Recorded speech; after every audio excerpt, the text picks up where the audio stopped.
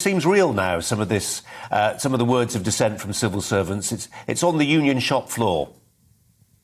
It is. And, you know, it goes back, I think, in a sense, to all the other subjects you've just been discussing about high inflation, broken supply chains, cost of living crisis, fuel prices up. You know, when we locked down, what we did was throw a massive stone into an otherwise extremely well-balanced system, an ecosystem. And we threw lots of things out of sync. And actually working from home is just one of those things that was thrown out of sync. And we do need to get the machine working as best we can now. People need to go back to the office. I run my own business, and I can tell you with absolute certainty that people work better in the office than they do at home. There's a better ethos, there's a better atmosphere. You talk to colleagues, and you're here to work. You're not thinking about perhaps making another cup of tea or perhaps just putting your feet up for 5 minutes snooze. You're actually focused.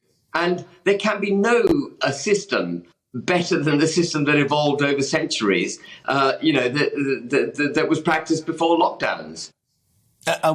It's also got to be true as a matter of natural justice, surely, that if you are a civil service servant enjoying a London waiting, in other words, your salary is augmented by dint of the fact you have to schlep into central London. If you're no longer making that journey but staying in your house in the home counties outside the M25, why on earth are you getting a London waiting? Yeah, absolutely. And you know, presumably their employment contracts entitle the government to direct them to come to the office. That's a standard provision in an employment contract.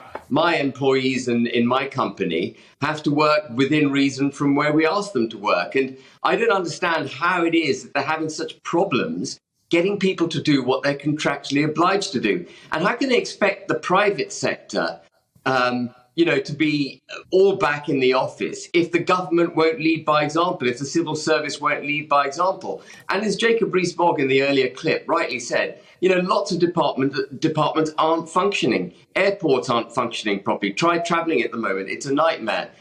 Passport issuance isn't working. DVLA isn't working properly.